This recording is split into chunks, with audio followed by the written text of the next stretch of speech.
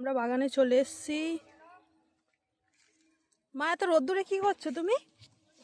এই তো বীজ দিচ্ছি। তুমি একা বীজ দেবে? হ্যাঁ,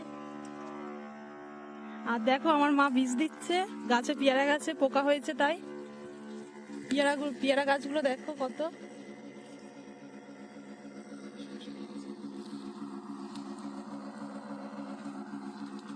ছোট কি করছিস?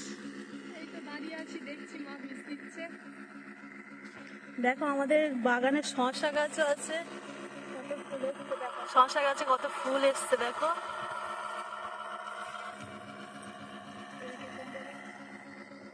এদিকে কুমড়ো গাছও ভর্তি হয়ে গেছে।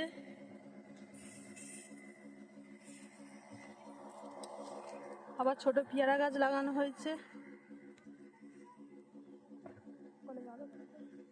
বর্ষায় গাছগুলো মারা গেছিল, তাই জন্য সেখানে সে মারা যায় গাছগুলোর জায়গায় পেয়ারা গাছগুলো বসানো হয়েছে ছোট ছোট।